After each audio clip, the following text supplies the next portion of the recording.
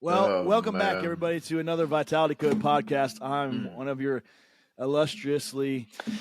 No, I'm trying to be a well-bearded co-host, and I am Yeah. with my currently You're a freshly Jedi. shorn. Jedi Yeah, in I know. training there. I'm a Padawan. You're my Jedi.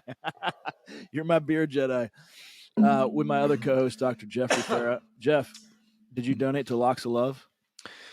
Well, no, I did not. But Is there a story there? There is a story. I have a black Are you eye. trying to look more like Huberman? Look at this. He's up in his game. He's getting more mature in his old age. He got the Huberman beard I going. wish that were the case. I have a black eye. I shaved my beard. It was a wild holiday week. Did he get caught in the snaggles of the? What No, happened there? So we went to the Great Wolf Lodge, and which is like a cruise ship on land. There are just thousands of people. That's a good apt description. And then you mix that with a buffet, and 1,000 screaming kids, and you mix that with little kids, and you know what you get to take home? A black eye. You get to take home the 24-hour stomach bug, the norovirus delight. Yes. So Harlow went down first, the youngest, and it was a wild ride. And then we were all like waiting on pins and needles, and we were fine. 24 hours later. Both ends. Vomiting and pooping. So it was so violent that I ended up with a black eye in that. That's how violent of being sick I was. Just you versus the toilet. I headbutted the sink. It was so violent at one point. I thought there was some glamorous, good story. No, I was not wrestling an alligator in the Everglades. I was so sick, and we were all everybody. The rest of us went down. Harlow was first, and then all four of us at the same time. So we're fighting for bathrooms. We're in a cabin. There's only 2 bathrooms. There's 4 of us. Wait. Cabin? Great Wolf Lodge doesn't have cabins. No. We left Great Wolf Lodge, and then we went on. Then it struck. Yes, then it struck. And so it was the worst. Every one of the girls cried. Literal tears. Everyone broke. I'm imagining that scene from The Bridesmaids. Yes. And then it's coming out of me like lava. And then at one point I broke, and I was just like, Daisy, please help me. She's in her own throes of it was awful. So I woke up. It's always the mom that has to deal with the aftermath. It was the most violent. We were all at the same time. I've never seen anything like it. Wow. So in my cleaning myself up the next day, I was just like, I needed fresh everything. So I shaved the beard, shaved the hair. Yeah. I got to get that day off me. Literally. Yeah. Who knows what was inside the beard? Well, who knows what was aerosolized and on that? Oh, that's nasty. Wow. So, yeah. But I'm alive. You made it. We were almost going to the hospital, but well, yeah, I was gonna say, did you get the oral rehydration? The point it got bad to was we're in the middle of nowhere, so no one could leave the house. Every 5 minutes, you're puking and vomiting. Diarrhea is awful. So I got on Uber Eats, downloaded the app, and spent $40 to bring 4 Sprites from Wendy's. I was like, Nyla, I don't care how much it is. Just order it. We all need a Sprite. That was your medical treatment with Sprite? It felt that was the only thing. There was nothing. We were in this small town. No pharmacies Gatorade, were open. No CVSs were open. Nothing was open. No. The only thing that was open was a fast food restaurant. So I said, "Boom, get us some Sprites." Wow. Did they keep those down? No. It made everything worse. No. Big glucose load in there. Yep. Osmotic. Oh my gosh. Yeah, and then you just threw up more. So that was my holiday. But the week. kids, but Harlow's legitimately okay. Yeah, I mean, well, we got to see firsthand what age does to you. The youngest bounced back next day, fine, everything's fine.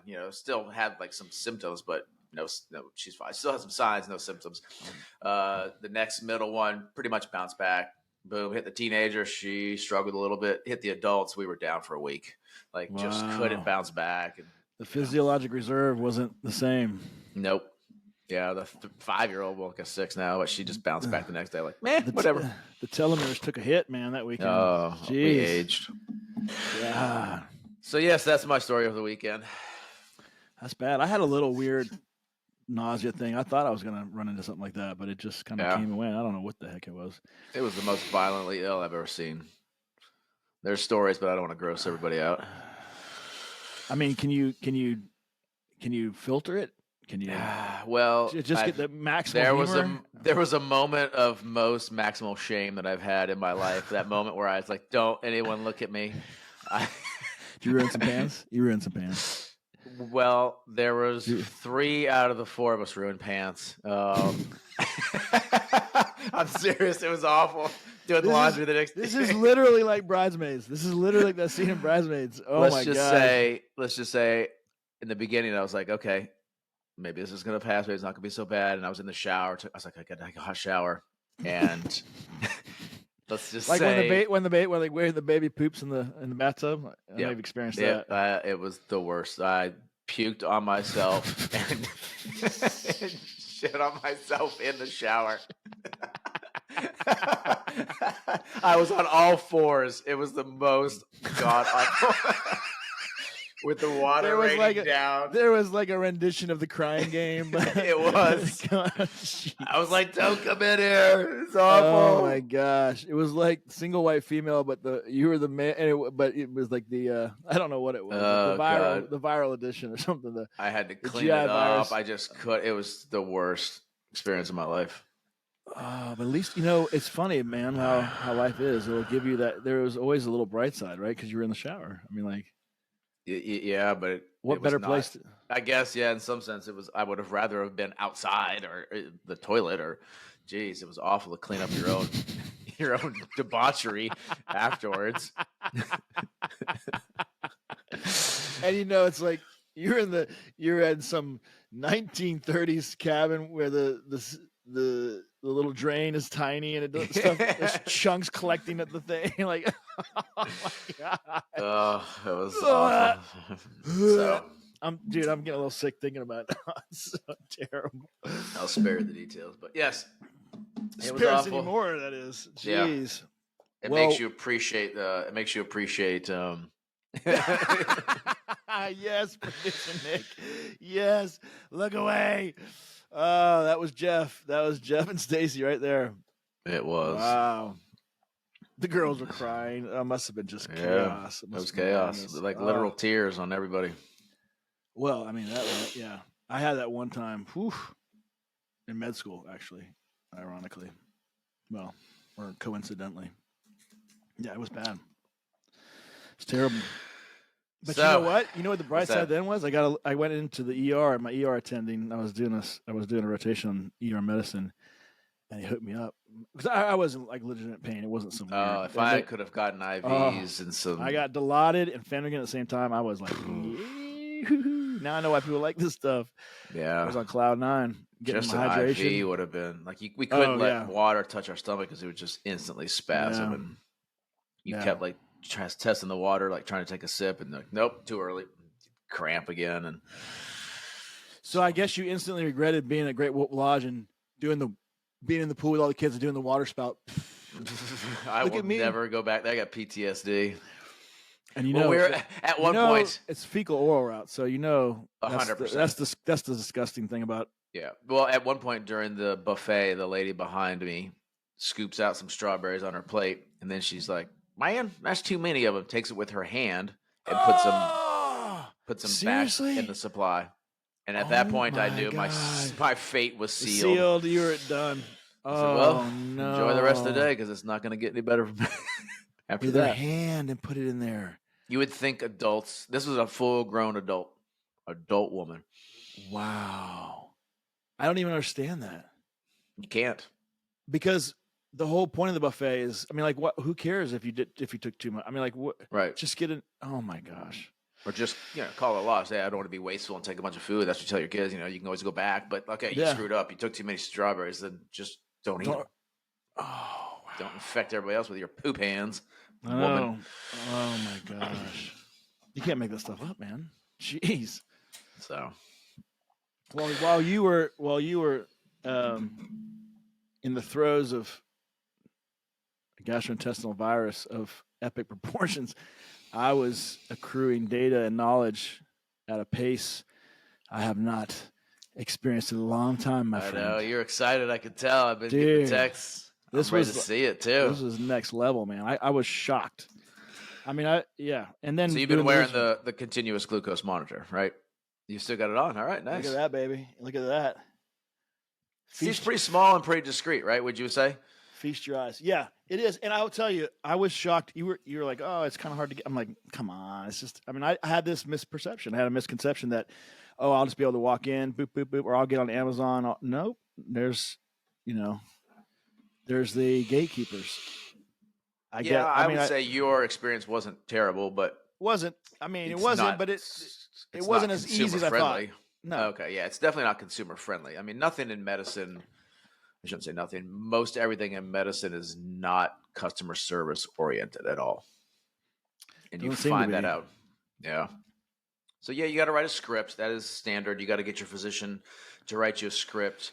Or your other option is you go online, and they're about $200, I A month. believe. Yeah. So I was listening to a podcast over the weekend a little bit. Found My Fitness.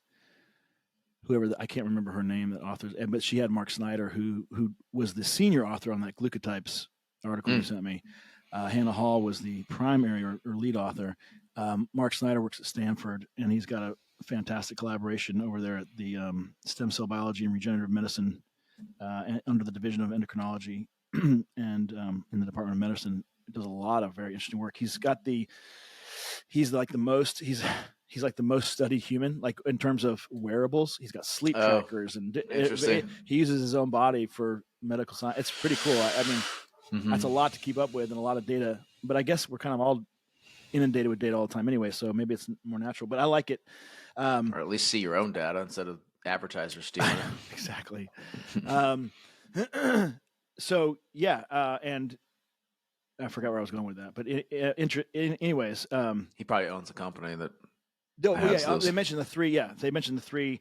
It was January AI. Something I don't know. They're about $200 a month, and I haven't even looked them up to see. Okay, we got produced, and there we go. Yes. Oh, now he's got. Okay, nice. Yeah, Mike Snyder, MD. Yeah, there he is. I don't think that it's.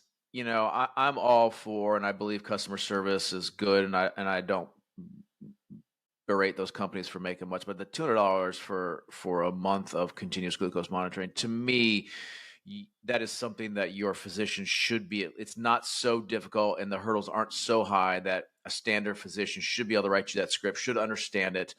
I learned it with nobody teaching me, just with trial and error on one patient, and it's not that big a deal, right? It's something that your physician should be able to write you for and understand and interpret with you.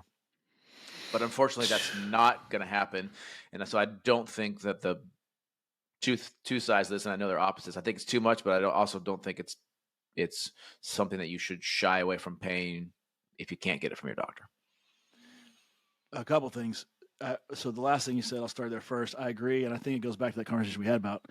I know it's kind of silly, but in pop culture, LeBron James and this article or revelation, and I'm sure they all do it, and everybody, and they should, but X percent of my income is going to be spent on developing my body or maintaining my body and keeping my body healthy, because that's what makes me and my family a living, and that's, he's right, and you don't have to be LeBron James. You don't have to make $1 billion a year. You don't have to. If you're making $60,000 a year and you get sick, you're not going to make $60,000 a year. It doesn't make exactly. If you're making $6 million or $60,000.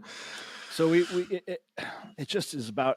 I mean, kudos to him. I mean, and I don't know where he got that from or if he came up with himself or whatever, but it's just a smart thing. I mean, it's just so smart. And so I think what Mark Snyder talks about a lot, and makes sense, is this era of personalized medicine. And I do think that even while $200 a month is, at least it used to be, maybe a car payment, maybe, I don't know if it still is, but it's not even close now. I mean, it's ridiculous. But I mean, it's a substantial amount of money.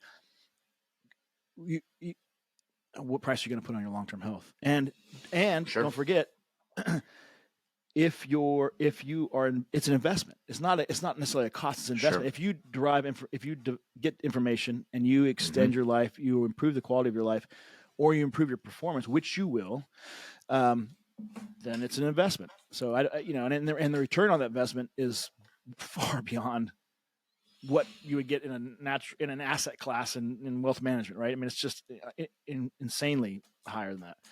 Now, on your other comment, though, I don't know that it's as straightforward as it seems, depending on, and I think that's part of the problem with the healthcare system is the system may be broken. So to just plop this down in the middle of a PCP's practice. Yeah, maybe. Oh, gosh, man, I don't know. There's a lot, and it's very. Even reading these articles, I was like, man, this stuff is super complex.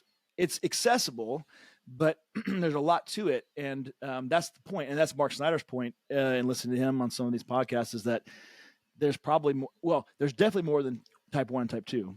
And there's probably a wide range of diabetes. I guess I meant as a screening tool, it's pretty easy to see, like, if you had your glucose, your A1C, and your continuous data, then you could just use that as a much more accurate screening tool.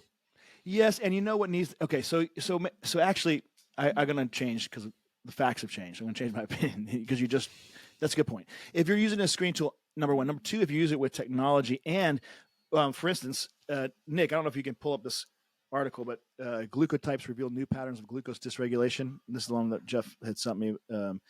Heather Hall is the lead author. Mike Snyder is the senior author, and it was in PLOS Biology, July 24th, 2018. But this is a really cool study that you sent me. But what was really cool and apropos to what we're talking about at this second is that they came up with a app of sorts that was it's online, it's still online today, and you can plug in your data there. So my point is this. My point is that there you go. Yeah. And then I don't know if they have a link in the article to the app, but it's I'm trying to see if I could quickly find it, but at any rate, you get your data, you plug it into the system, you upload it, and it will reveal your glucotype. So really cool. I didn't know that. I know. Yeah, isn't that cool? So it's like something.stanford.edu. It's in the article, and I did it, but you have to have your data already in a comma delimited file and with columns. And I was like, okay, I don't know how to do that on my own, or I didn't know how to get it from the Libre, but because I wanted to analyze it before the podcast, but I didn't know how to do it. But anyways, but clearly a system could be set up in a physician's office in which patients could do that, download it all, and then you could come in together, analyze with the physician. That way you save all the time, all the kind of hard work, and then you could talk about in rough terms, your glucotype. All right. Yeah. And so, yeah, I think if you had a system, and that's the problem, is the system's not. Yeah, I think honestly, the more we talk about it, that's an impossible hurdle given managed care as it is today, when a primary care has 6 to 10 minutes with a patient. Right. So if we're actually talking about, do they have the educational ability do they have the academic understanding of this? Could they find this information? Are they smart enough? Are they driven enough to do all those things? Yes, a primary care could 100% handle this. Are they in a system? Are they working within a system that would allow them to do this? 100% no. No managed care is going to give your primary care the time it would take to sit down with you to do this. And the reality of the situation is the insurance companies are vested in your sickness, which is the model from which they make money. And until that system changes, these sort of implementations will never, ever change. United Healthcare, which is, I think, the largest single employer of doctors today, has no vested interest, as I see it, to get you well, right? Well, I mean, think about it this way, though. I think I think the explanation is a little bit more complex than that, only because it depends, like indemnity insurance versus capitated insurance. And like, for instance, if you're paying X amount of dollars into the system, well, it gets tricky. You got a point. If you're paying X amount of dollars into the system, you're gonna, and you're healthy. That's just free cash in the terms of float, right? Insurance float. Mm-hmm. Like think about Geico and Warren Buffett, and that's how they talk about making their profit. So that's good. But now, if you get sick, it's going to cost that insurance company more, right? So if they had kept you Right, well, but you're taking out the pharmaceutical and pharmacy benefits managers and things like that out of the equation, where a majority oh of no, people that develop drugs, you have to be sick. right, I mean, and uh, that oh, interaction between drug companies and insurance companies is so intimately linked with drug managers and in they're in bed betweens. together. Yes, That's the problem. And so in nepotism, right, or kind of, or or just an unholy alliance, if you will. yeah. I agree. But if you look at insulin, if you look at glucose management, if you look at glucose dysregulation and the diseases and the cadre of diseases to which it is attached and associated with, which is massive, then you would want to look at how we are measuring that and insulin resistance and diabetes, and we're defining them with static measurements like the oral glucose tolerance test, which is good, and the A1C, which have their merits, but they're static measurements, and they don't demonstrate the highly variable physiology between individuals, right? Right. And and it appears, as I understand the research, that sometimes that variability in glucose metabolism is sometimes as much, if not a greater predictability of future onset of disease as is your static measurement. It's almost the variability is more important than the 100 versus 80. If the 80 is super variable, it may actually predict a greater risk of cardiovascular disease. Exactly. So you think about a brittle diabetic with this quote unquote brittle diabetes that they talk about when you're in training, and these numbers that are really exquisitely variable and difficult to attend to and treat because they're so hyper responsive and then not responsive, then hyper responsive. So the level of dysregulation is not captured. If you term the level of dysregulation in terms of, rather than whole numbers or static numbers, and in terms of the slope of the rise of the glucose, the level to which you get the highs and lows, the overall morphology of the curve, which has been done and has been linked, you're right, to disease. This is really fascinating.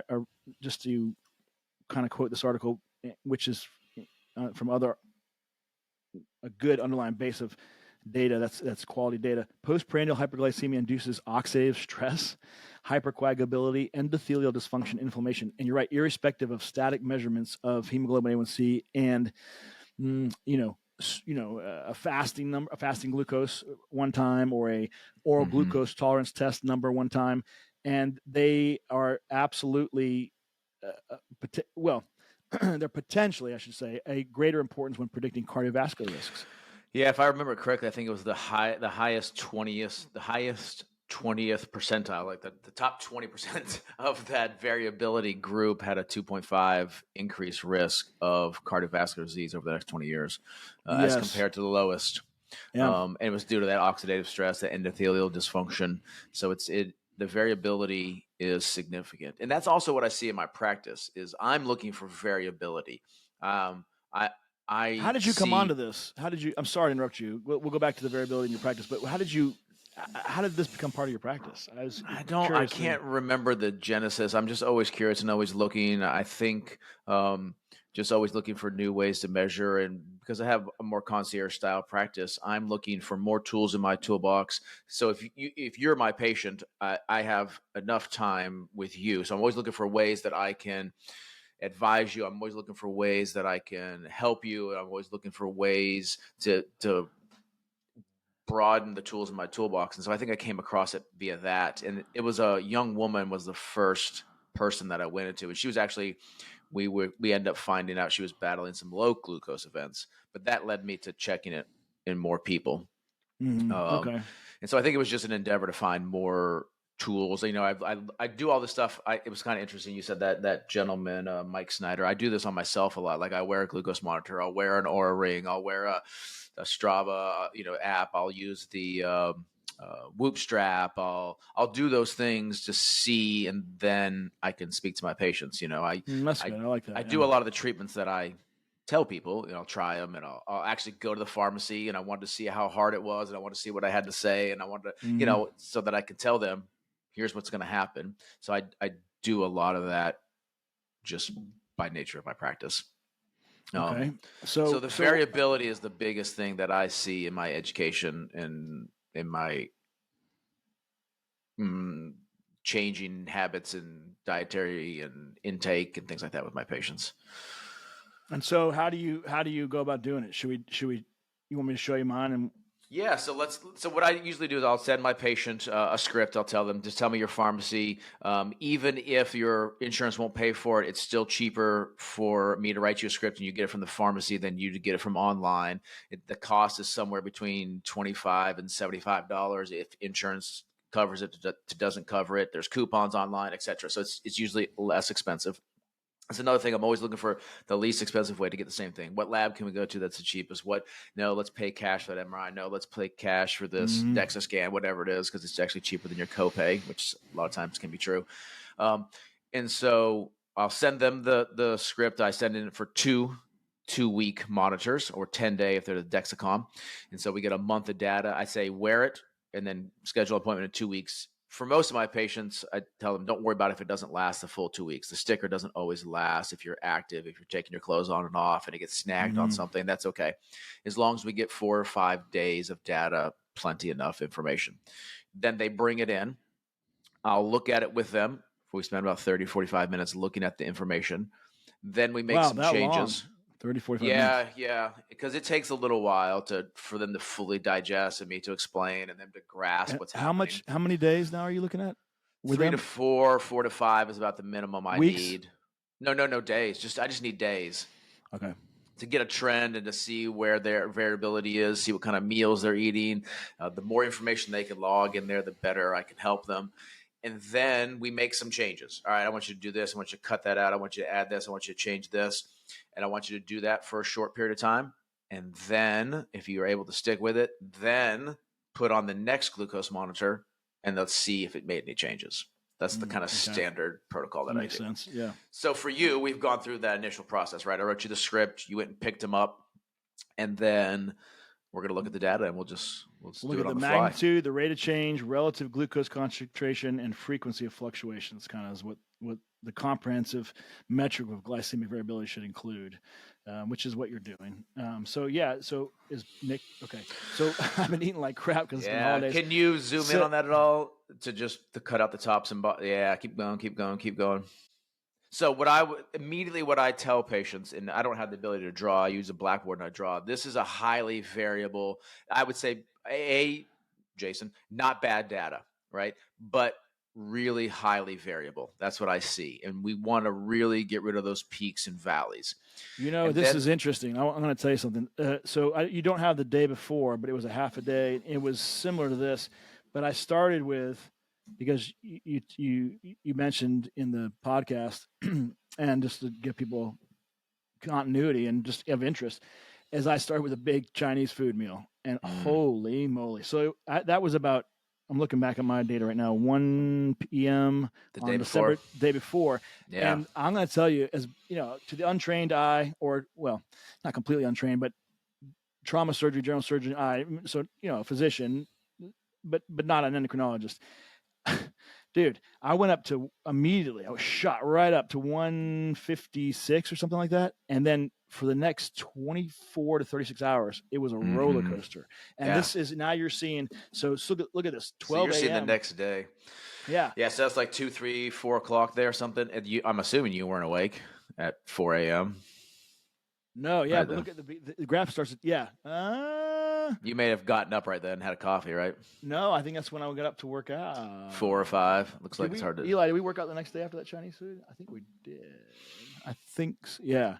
So the first thing I would tell you is your data, I can just barely see the green in there. It's set to like 70 over 160 or 70 over 140, I think is what they give you your averages. They usually do. They did, my mind, they did 70 to 160. This I amended. Now you see. I put patients at 70 to 120. So that's the first thing I do. I put it at 70 to 140. So I changed it. Yeah. Maybe I should do 120. But so anyway, I would say that you're coming off sleep. I see that 12 a.m. to 4 a.m. window, which is probably when you woke up, that's too big a spike to just most likely be, and you're not diabetic or any significant. So that's probably you woke up at 4:35 a.m., had your coffee. I had a Celsius. I had a Celsius of all things. Oh, wow. So there's no Dude, sugar in that. No, well, supposedly there's Supposedly, no. but they trigger the similar effects. Yes, and dude, So I found out yeah. And that just set your whole day off. That Chinese food set your night off, which then Yes. set your day off. So was this awful. is really highly variable. However, And I felt like the crap, good too. news is your peaks and valleys aren't bad. So your variability is high, but your absolute peaks and absolute valleys aren't bad. They're higher than I want them to be, but you're not dipping down to 60 and going up to 200, which is I see sometimes. And you feel awful at the 60, and then you force yourself to come up. So I would say the good thing immediately when I look at this, Jason, high variability we need to change. The levels have skewed up. You're about at 100 for an average. I want to see that drop down to about 80 for an average. Mm-hmm. And I want to change that variability. Although you're tightly variable. So I would say this is not initially, just seeing one day, not a sign of significant glucose metabolism permanent dysfunction, but rather a bad habits that are in the moment. That's how I read this. Is you've got some bad habits because you're still tight. You haven't gotten so variable that all hell's broken loose. My body can bring it down. Like your body can bring it down. Like I'm insulin sensitive, right? You know. Yes. You're responsive. You don't crash. Your body knows how to bring it down. It doesn't bring it down too far. It doesn't allow it to go up to crazy numbers. So it is regulating itself. It is functioning. You're just your inputs are just shitty. And they were terrible. I mean, like, yeah. And you know what's really interesting too is the a couple of things. Gamification of health data. What I mean by that is like it's bad that we were always looking at our phones for sure. But what was interesting was I always kind of want to see what's my. It was a game. I was like, I want to see what's my glucose, and like I'm already programmed to look at my phone for all these other damn things. I was doing it, so that was very natural. And then it was kind of a game. It was we discussed it, and so that was good though because it was my health. At least it was something positive, right? So I did like that, and that kept me more in tune. And it was like, oh, it's like a game you want to win too. You get competitive about it, and you get more interested. Let's look at the next day. Nick. Yeah, and so that was a good thing. Look at the next day.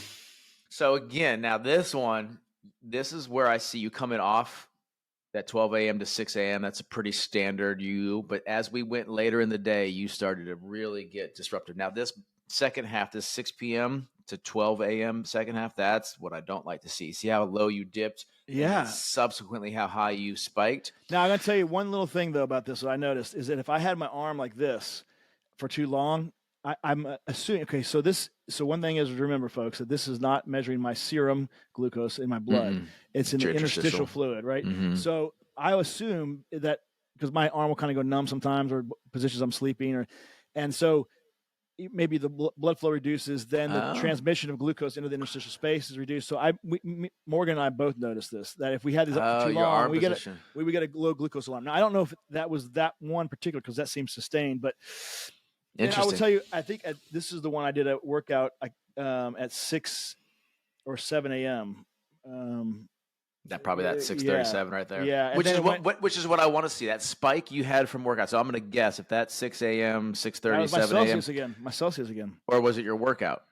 Maybe it was both. It was both. Because I want to see a glucose spike if you were doing a high intensity workout. So if you're doing a CrossFit, if you're doing a HIIT, if you're doing an all out maximal effort. This is going to be interesting then because I'm going to show you what happens. So because sometimes, and I know I'm jumping around, sometimes I see patients, their inability to mobilize glucose during a tough workout, therefore they crash during their workouts because they just aren't able to get that glucose spike that their body actually needs to finish the workout during a workout.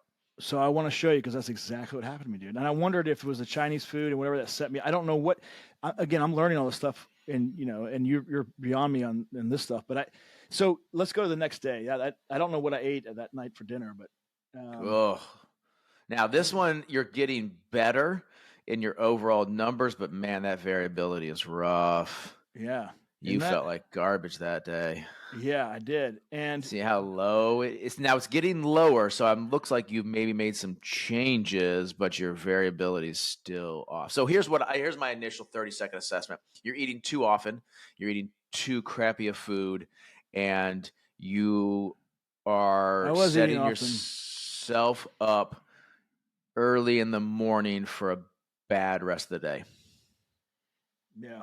I wonder if it's this damn Celsius. So I think it was this day. Can you go to the next day? Do we have another? Wait, so what are you on right now? The 20. That looks better. Yeah, the 29th. That one that you. Okay, go back to the 29th. Yeah. So this day, at workout, dude, I couldn't get a glucose spike. It was awful. I mean, I was that 6 a.m. workout. Yeah, it was around 5, 6 a.m. I couldn't get my normal glucose spike. I felt awful. So then you ate afterwards.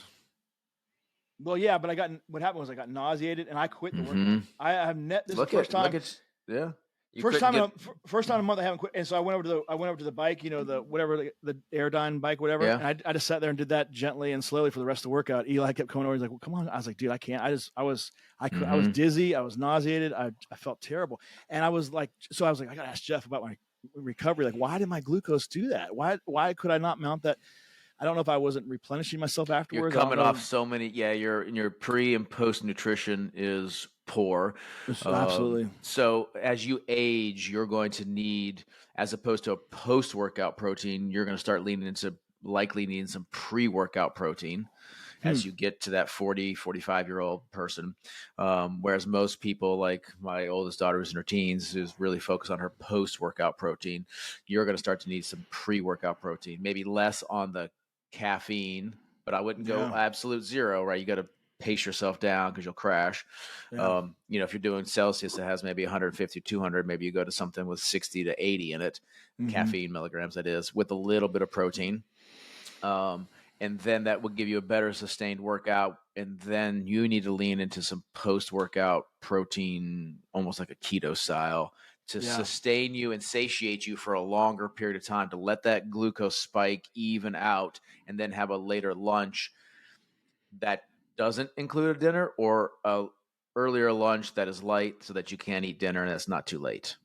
Yeah. So my initial for you is we need to change your consumption early in the morning, because it seems like your sleep is getting thrown off. So then your early morning consumption is getting thrown off, which then sets up a bad day for you. And I like the fact that you're working out early in the morning, but I need you to probably change your diet around that early morning workout. But what about those glucose spikes that are late in the day, like after 6 p.m.? Is that going to set me up for bad sleep? Because my sleep's been terrible 100%. Too. Yeah. So what's happened is go to the next day, Nick. Let's see what your sleep. Oh, look at that dip. Yeah. Yep.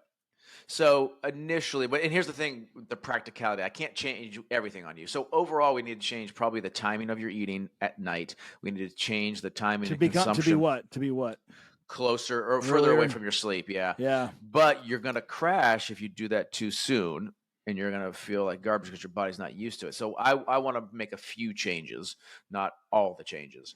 All the changes would be changing how late you eat at night and what you eat, changing your early morning consumption and how it revolves around your workout, and then changing the frequency during the day is how I read this in the beginning. Mm-hmm. So you're responsive, and you like, even though it's crashing there, it's really variable, but they're flutters, right? Like an atrial fibrillation, right? As opposed to these big spikes and big valleys. I'd rather see those little fluctuations rather than those big ones. Now from 12 a.m. all the way through that dip, because I woke up late that day. I didn't go to work out. I was like, I need recovery, and I just slept. And so I was sleeping there. Yeah. And then I guess I woke up and had some breakfast, and then boom. But it's a big spike, though. It's still a big. I mean, it's not horrific. It's that. I guess I'm in that moderate variability, leaning towards severe. I mean, I'm not leaning towards severe for sure. Yeah. But your valleys, your maxes, you never get over 150. You barely even hit. I don't think you hit 150 once or twice. That was my saving grace. Yeah. But I'm at a moderate variability that's unfortunately trending towards severe, and then severe is the one that produces or predicts progression to. Yeah, I would say, like, if we looked at your overall average is starting to creep up, but your variability is not severe. But it's not good. And I think some small tweaks on you would go a long way because you're still responsive. Nick. Go to the next day. Do you have that one, the 31st? Yeah. There you go. See, now that morning looks great, but then what the hell did you do in I the don't afternoon, know. man? And then look at that This is interesting. So yes, yesterday. So we went out to eat, and that for lunch. is, yep. And we're celebrating New Year's, and the kids are having whatever, and so there was like loaded nachos and like. What did you do at night there? New Year's. That was New Year's Eve. You You're know, up having ice cream or something. No, I don't want to tell you. Yeah, I got up and had two or three two or Some three ice cream or something. No, it was chocolate chews. It was like these little chocolate caramel things. Because let me see. I don't know if he has that data, but it dropped pretty fast after that. Yeah, it was a very brief spike and went. Oh, there you go. Went down. So that's this morning. So you still respond, but if you go back to that last day, like look at that morning, and even that lunch is not bad. You got to have a spike from lunch. I mean, shit, you're going to eat food, it's going to go up, and you came back down, and that's not, you didn't really bottom out or go crazy. Yeah, you'd like to see a smaller spike, according to like the data that I've seen. You have to, like, we want to see. I like to see like 120s or 110s, or that to me, at least when I interpret the literature and see literature, I'm like 20, 30 points over where I really want to be, right? I mean, would you agree? Yeah, I would like that 100. I would love to see that. Sorry, that 12 a.m. to 12 p.m. That's what I want to see you at. Yeah. And then we would work on just lowering it. Yeah. So overall, you've raised up about 20 points ish, and then your variability, depending on your inputs, is bad. Right. But not bad. Like that 12 a.m. to 12 p.m. is great. Like your variability is amazing right there. It's just a little high, but then your inputs are bad choices. So we don't have so much permanent dysfunction as we have just some consistent bad choices. But well, you're right. And so the funny thing is, though, is in the last 2, maybe 2.5, maybe even 3 years, if I think back with my A1Cs, I've seen as low as 4.9. Now, admittedly, now I was on tirzepatide then, so I can't really. Oh, okay. Damn, that's good. Yeah, and as high as 5.5. So I've seen 5.3, 5.4, 5.5. That's kind of a big swing, but that's not bad overall, right? Right, but it makes you feel like you're healthier than you are. When I see the CGM, I'm like, geez, I don't really. I mean, bad food. I can't get away with it like I thought maybe I could if I just look at the A1C. Yeah. Yeah. Now I would say that it would be interesting to look at my data because it's been a minute, but I'm pretty damn variable. I have to work 2 or 3 times as hard to get that sort of streamline, no matter what I input. Oh, really? No matter what you input? Yeah, it takes me significant. That's a good view, Nick. Yeah. Oh, to see all of them? Yeah, that was interesting. Yeah, see if you can go back to that. Okay, so I'm a big believer. And then when I found out that glycemic variability and postprandial glucose peaks may be even more important than static measurements for predicting cardiovascular risks. Also, that these postprandial hyperglycemic spikes can predict oxidative stress, hypercoagulability, endothelial dysfunction, inflammation. I was just like, okay, this is so obvious.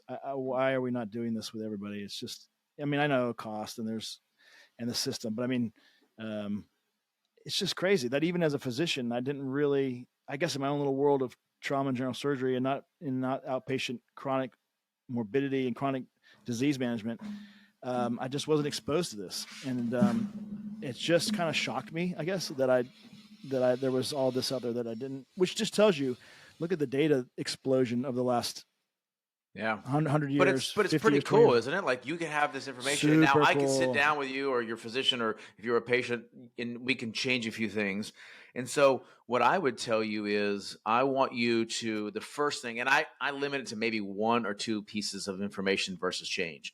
So what I would do is, how do you handle working out like on an empty stomach versus a full stomach? Do you prefer one or the other? Does it not matter? Like, do you Oh have a gosh, preference? it has to be. It has to be empty almost. I mean, Okay. I just it's tough on a full. Me as well. So what I've been experimenting with is I can't eat before a workout. I like a cup of coffee and then that's it. Maybe an hour Yeah. before. Is there something called Frog Fuel, and it's a protein shot. So it's just like a little tiny small amount of Amino acids or something. Yep, amino acids. It's just like a syrup liquidy, so it's nothing on your stomach. Maybe trying that. Do you put that in your coffee? No, it's like a little packet you just stick in your, like a goo. It's like a goo. Oh, okay. Yeah. No, I did pretty good with goo when we were doing triathlon and stuff. I did pretty good with goo. Yeah. It's like a protein goo instead of a carbohydrate, but it's even thinner than that. Something like that. Or don't worry about that if it ruins your workout, because I want the workout to be good, is I would lean into post-workout protein. Yeah, I've not been as good with that. And now, just think of it as I want something to satiate me and fuel me for the next couple of hours so I don't make a bad choice, because I know my sugar has the potential to drop and I know I have the potential to snack or eat some whatever. And if I feel if I feel full, then maybe I won't make those choices. Mm-hmm. And then I would cut out some sweets. Oh, big time. If we share the same genetic preference for sweets, then I know that you're as bad as I am, because I woke up last night at about midnight when my middle one woke me up, and I was like, "Oh, y'all having ice cream?" And man, I know. I would have jumped right in on that. 100%. That was wow, yeah. That's a nature and nurture thing, I think, for us, right? Because it was like every meal, right? You had your dessert was part of every meal, as I recall. Do you recall that? I don't particularly.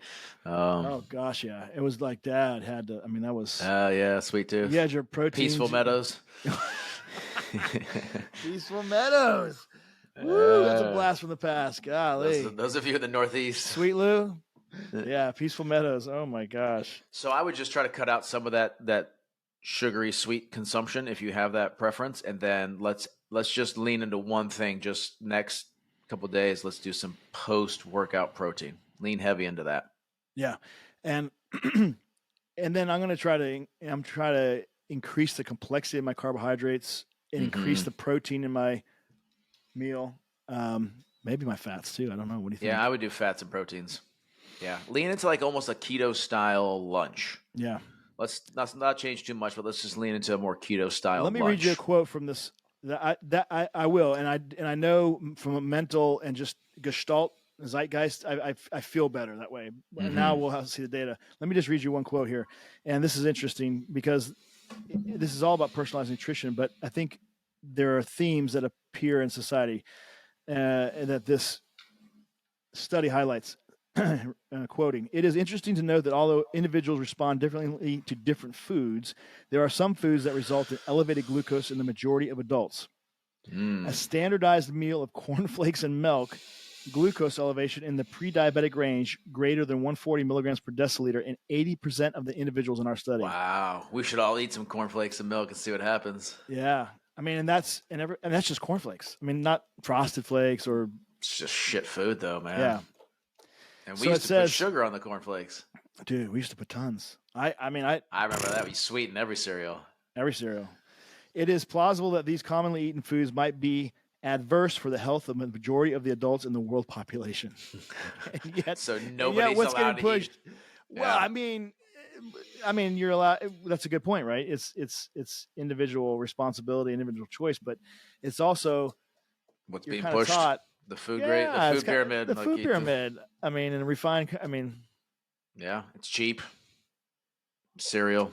There's data that it lowers testosterone levels. Interestingly, getting back to one of our favorite subjects, the link between diabetes and testosterone, even diabetes and SHBG levels, is significant.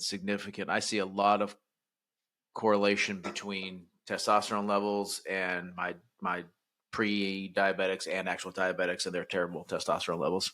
Yeah, and so it's this metabolic disease, or this metabolic disorder, and glycemia dysregulation as well as lipid dysregulation, so the question is it the chicken or the egg, and can you treat it with testosterone? Right? I think for the I always tell people I don't necessarily know if it's the chicken or the egg. Is the testosterone dropping causing the dysregulation in your metabolism, i.e., your insulin and glucose, or is it the dysregulation in your insulin and glucose causing the Right. and it's probably the testosterone. It's probably a wheel, right? So it's probably both is the answer at some point. Right. And for me, as a practicing, sorry to interrupt you there, as a practicing physician, sometimes it's if you come to me and your A1C is 6.0, your testosterone's 232, it doesn't necessarily matter which one caused which one to a certain extent, right? We're gonna treat them because they are traveling and living together at this point.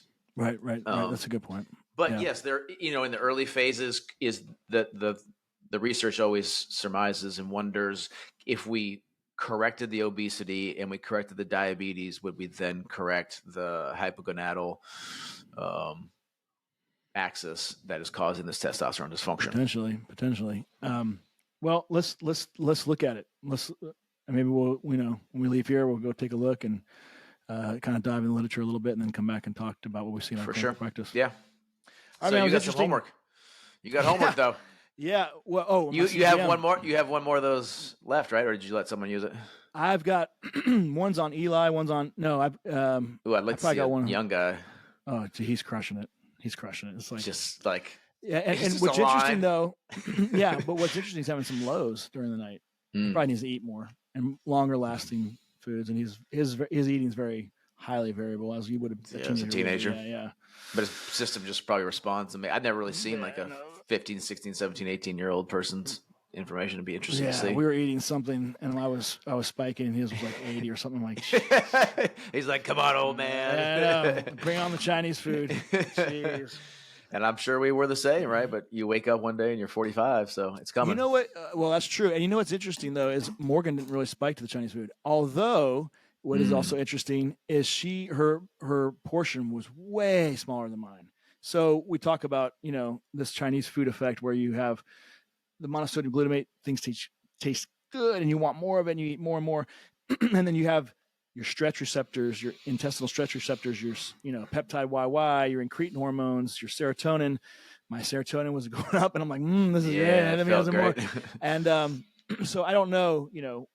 Again, it's not the chicken and the egg; it's the chicken, the egg, and the third, fourth, and fifth things there. And so I don't know. I can't eat Chinese food from a glucose standpoint. I can't now. Now that I know, I haven't probably in 2 or 3 years, like straight Chinese food. Like I've had some sushi and that sort of stuff, but. Did you test sushi? I haven't. No. Kind of interesting. It'd be interesting. Too. Yeah, I almost don't want to test it because it'll ruin it for you. I know, ruin it for me. All right, That's man. True.